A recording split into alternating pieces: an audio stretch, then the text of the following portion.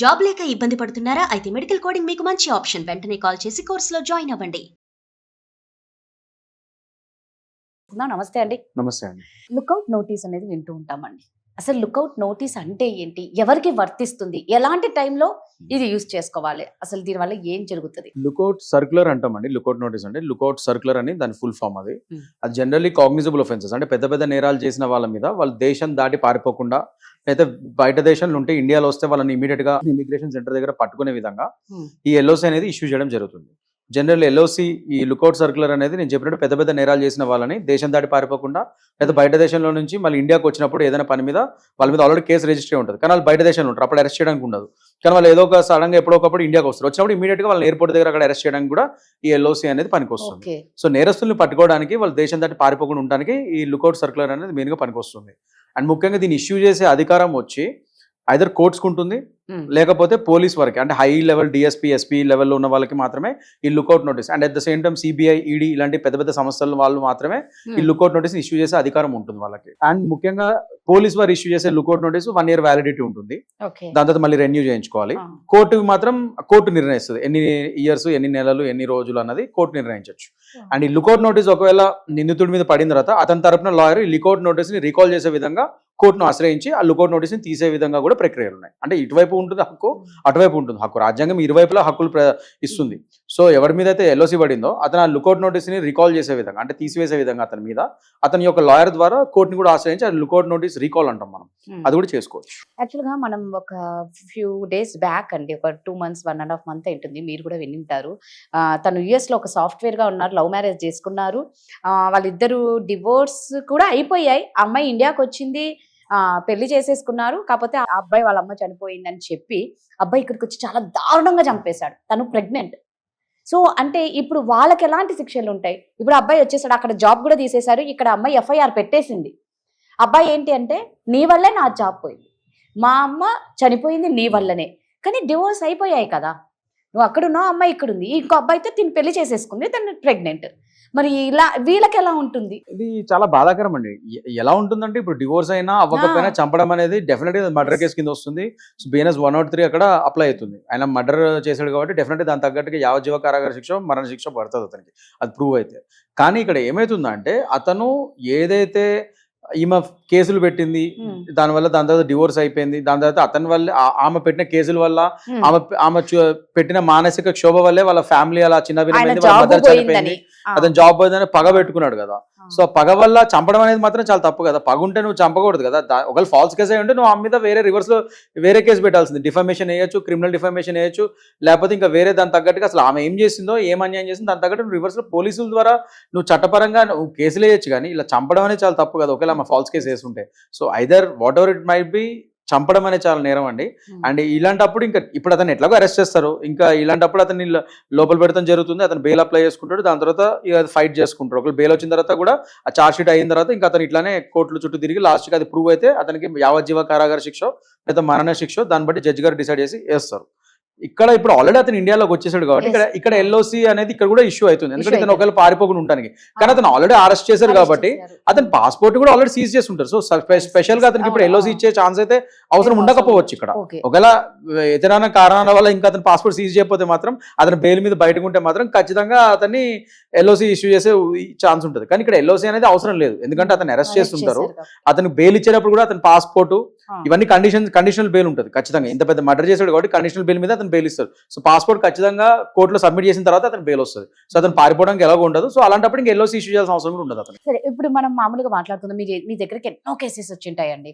అన్యం పుణ్యం జరగని పిల్లలు ఏదో అక్కడికి వెళ్ళి చదువుకుంటూ ఉంటారు, అదర్ కంట్రీస్కి వెళ్ళి, లైక్ UK US. లైక్ ఇక్కడ మాత్రం ఏదో వచ్చినప్పుడు మాత్రం ఏదో వాళ్ళు ఇక్కడ స్పెండ్ చేసి రకరకాలుగా వాళ్ళు మళ్ళీ అక్కడికి వెళ్ళిన తర్వాత ఏదో లవ్ కానీ ఏదన్నా కానీ ఇక్కడ అమ్మాయి ఆ అబ్బాయి మీద కేసు వేయకుండా అబ్బాయి వాళ్ళ మదర్స్ మీద కేసు వేస్తే అప్పుడు ఎలా ఉంటుంది? ఇలాంటి కేసెస్ చాలా చేస్తున్నానండి నేను. డివోర్స్ కేసులే కానీ ఇవే కానీ అవి కానీ ఫ్యామిలీ కేసెస్ కానీ, ప్లస్ మీరు చెప్పిన కేసు కూడా ఒకటి రీసెంట్ గా చేశాను. సో ఇక్కడ ఏమవుతుందంటే పోలీస్ వారు కూడా కొద్దిగా ఇప్పుడు జనరల్లీ ఇప్పుడు అతను వెళ్ళిపోయాడు, అవును. ఇక్కడ ఉన్న అమ్మాయి అతని మీద ఫాల్స్ కేసు ఏదో ఒక కేసు పెట్టింది, కానీ అతన్ని పట్టుకోలేరు ఎలాగో ఫారెన్ లో ఉన్నాడు కాబట్టి.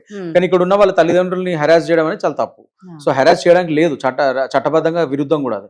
సో వాళ్ళ తల్లిదండ్రులను కావాల్సి వస్తే మీరు ఫోన్ చేసి మీ అబ్బాయి వాళ్ళ యొక్క అబ్బాయి యొక్క వేరే బోర్డ్స్ కనుక్కోవచ్చు, అతని ఫోన్ నెంబర్ తీసుకోవచ్చు, ఫారెన్ లో ఉన్నాడు కాబట్టి. దాంతో తద్వారా అతనికి ఫోన్ చేసి డైరెక్ట్ గా మాట్లాడి నువ్వు ఇండియాకి ఎప్పుడు వస్తావు, ఇండియాకి వచ్చినప్పుడు నీ మీద ఇలా కేసు అయింది, నువ్వు ఇంట్రోగేషన్ చేయాలని అడగచ్చు, లేదంటే వీడియో కాల్ ద్వారా ఎట్లాగో అతన్ని ఇంట్రోగేట్ చేయొచ్చు. ఇవన్నీ కూడా ఉన్నాయి పద్ధతులు. ఇవాళ రేపు టెక్నాలజీ ఉంటున్నప్పుడు నువ్వు అమెరికాలో లండన్ లో ఎక్కడున్నా కూడా వీడియో కాల్ ద్వారా కూడా ఆ వ్యక్తిని నువ్వు ఫోన్ చేసి అతను ఇంట్రోగేట్ చేయొచ్చు. నీ మీద కంప్లైంట్ వచ్చిందమ్మా అని చెప్పి, ఎఫ్ఐఆర్ కట్టిన తర్వాత కూడా నీకు ఎఫ్ఐఆర్ కట్టినామని చెప్పి 41 CRPs అతనికి వాట్సాప్ మెయిల్ చేయొచ్చు, కోర్టు పర్మిషన్ తీసుకొని. దాని తర్వాత అలాంటి వాళ్ళ మీద కావాల్సి LOC ఇష్యూ చేయొచ్చు. LOC ఇష్యూ చేసి ఇతను ఇండియాకి వచ్చినప్పుడు అరెస్ట్ చేయడానికి ఉంటుంది. ఈ లోపల అతను అక్కడ ఉన్నా కూడా అతని లాయర్ ద్వారా LOC రీకాల్ చేసే విధంగా కూడా అతను కూడా చర్యలు తీసుకోవచ్చు. ఇక్కడ వీళ్ళు కూడా LOC ఇష్యూ చేయొచ్చు. ఇవన్నీ రెండు వైపులా హక్కులు ఉంటాయి. ప్లస్ అతను ఒకసారి ఎఫ్ఐఆర్ అయిన తర్వాత కోర్టు ట్రయల్ స్టార్ట్ అయితే, ఛార్జ్ షీట్ ఫైల్ అయిన తర్వాత అతను ఇండియాకి వచ్చి అవి అటెండ్ అయితే బెటర్. సో అతను కుదరకపోతే అతను బదులుగా అతను అక్కడ జాబ్ ఉంది, ఇది ఒక పెట్టి కేసు, మామూలు ఏదో చిన్న కేసు అనుకోండి, అతను అక్కడ జాబ్ ఉంది, అవన్నీ వదులుకొని రాలేడు కదా, అతను రాలేడు. సో అలాంటప్పుడు అతను వాళ్ళ మదర్కో ఫాదర్కో జీపే కూడా ఇవ్వచ్చు. జీపే ఇచ్చి ఇతని బదులు వాళ్ళు అటెండ్ అవుతారు హియరింగ్స్.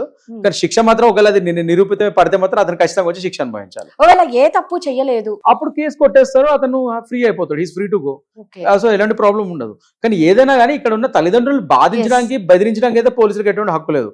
వాళ్ళ స్టేట్మెంట్స్ తీసుకోవచ్చు, వాళ్ళని విట్నెస్ కింద పరిగణించవచ్చు, వాళ్ళని కూడా వాళ్ళ స్టేట్మెంట్స్ తల్లిదండ్రులు వీళ్ళ వర్జన్ ఆఫ్ ది స్టోరీ. అవతల వ్యక్తి మీద కంప్లైంట్ ఇస్తే వీళ్ళ వర్జన్ ఆఫ్ ది స్టోరీ కూడా వినాలి కదా పోలీసు వాళ్ళు, అదే కదా ఇన్వెస్టిగేషన్. సో అలా వీళ్ళ స్టేట్మెంట్స్ తీసుకోవచ్చు. కానీ కొడుకుని బదులు తల్లిదండ్రులను అరెస్ట్ చేస్తాము, బాధ పెడతామంటే చట్టరీత్యా పూర్తిగా విరుద్ధము.